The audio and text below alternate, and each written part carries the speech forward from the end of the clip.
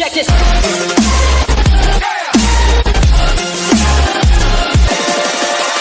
Check this.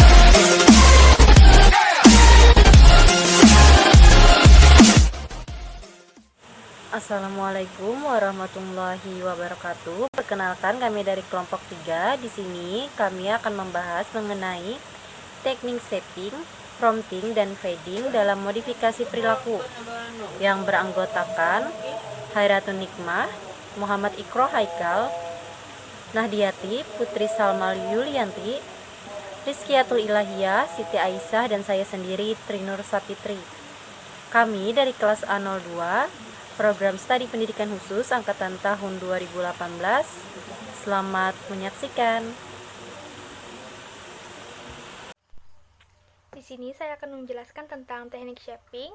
Yang pertama ada pengertian, yang kedua ada kegunaan shaping.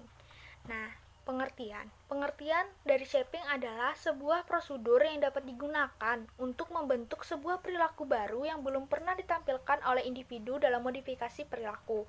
Dalam teknik shaping, pembentukan perilaku dilakukan dengan cara memberikan reinforce atau penguatan pada setiap tahapan perilaku, sehingga semakin lama semakin mendekati target perilaku yang kita inginkan. Yang kedua, ada kegunaan shaping.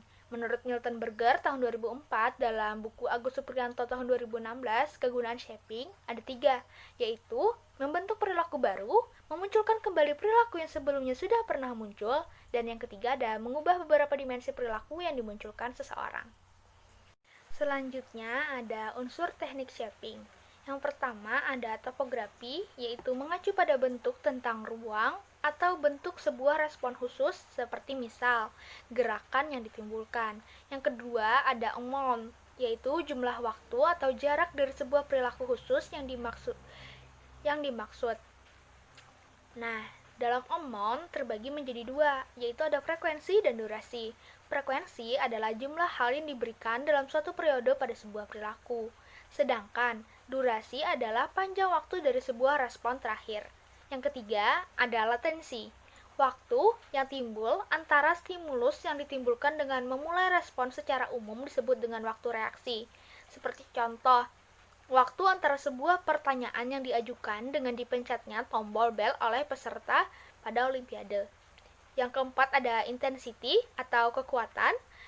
Nah, intensity sendiri adalah kekuatan dari sebuah respon yang ditunjukkan akibat secara fisik dari sebuah respon terhadap lingkungannya. Baik, saya Khairatun Nikmah. Di sini saya ingin melanjutkan penjelasan dari teman saya, yaitu prosedur samping. Samping dapat digunakan dalam kehidupan sehari-hari. Penerapan samping menurut Kamalasari dan kawan-kawan 2011 dalam Agus Supriyanto 2016 adalah sebagai berikut. Yang pertama, membuat analisa ABC. Yang kedua, menetapkan target perilaku yang akan dicapai. Yang ketiga, tentukan bersama jenis reinforcement positif yang akan digunakan. Yang keempat, membuat perencanaan dengan membuat tahapan pencapaian perilaku mulai dari perilaku awal sampai perilaku akhir yang diterapkan. Yang kelima, perencanaan modifikasi selama berlangsungnya percobaan program shaping. Yang keenam, penetapan waktu pemberian reinforcement pada setiap tahap program, misal setelah beberapa kali percobaan perilaku target dalam satu tahap.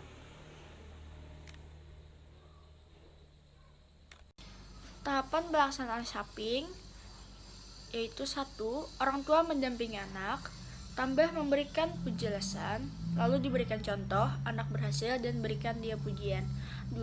Orang tua mendampingi anak tanpa memberikan penjelasan, sedikit memberikan contoh, anak berhasil berikan pujian. 3.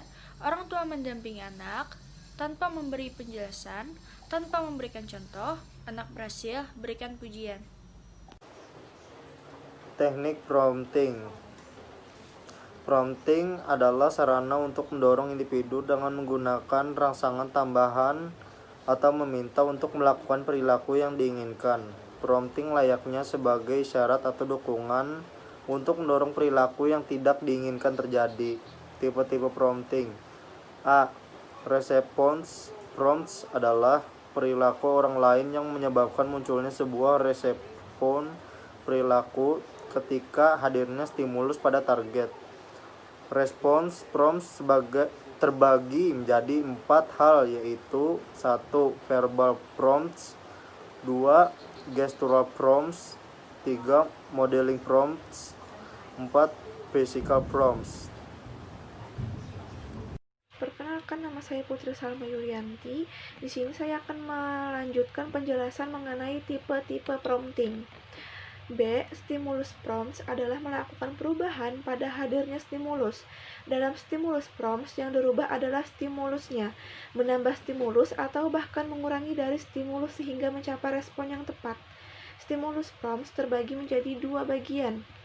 Yang pertama, ada within stimulus prompts, adalah mengganti stimulus dengan berbagai cara, baik mengganti posisi ataupun dimensi seperti ukuran, bentuk warna, dan intensitas.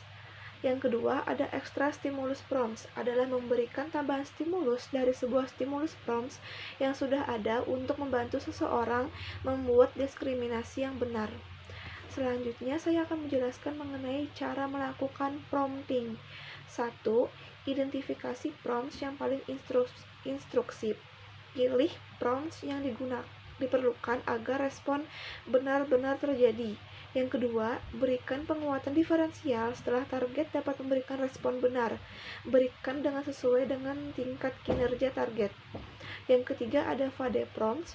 Setelah anak menguasai suatu keterampilan secara bertahap dengan bergerak cepat mengganti dengan prompts yang paling tidak mengganggu. Selanjutnya akan dijelaskan oleh teman saya, Rizkiatul Ilahiyah. Selanjutnya di sini saya Rizkiatul Ilahiyah akan membacakan penerapan prompting. Dalam penerapannya dapat kita ambil contoh pada penerapan prompting menggunakan tahapan-tahapan yang memacu siswa lebih mantap dalam mencerna dan memahami materi matematika pada bab garis dan sudut secara totalitas, serta dapat menganalisis langsung konsep-konsep yang dipelajari. Tahapan tersebut antara lain menghadapkan siswa pada situasi baru, memberikan kesempatan berpikir kepada siswa, mengajukan persoalan kepada seluruh siswa, memberikan kesempatan berpikir kepada siswa, menunjukkan salah satu siswa atau kelompok untuk menjawab pertanyaan, menguji pemahaman siswa lebih lanjut, dan mengajukan pertanyaan akhir pada siswa. Pada akhirnya, melalui model ini siswa dibimbing untuk selalu aktif dan mengembangkan kemampuan berpikir secara komprehensif. Baik, selanjutnya teknik fading. Fading merupakan salah satu teknik modifikasi perilaku dengan mengurangi ketergantungan terhadap prompt atau bantuan melalui prosedur tertentu. Fading secara bertahap menghapus atau mengubah prompt sehingga menjadi lebih dan lebih seperti attention normal untuk perilaku. Cara melakukan fading: yang pertama, memilih final desired stimulus, yaitu memilih stimulus hasil akhir yang diinginkan.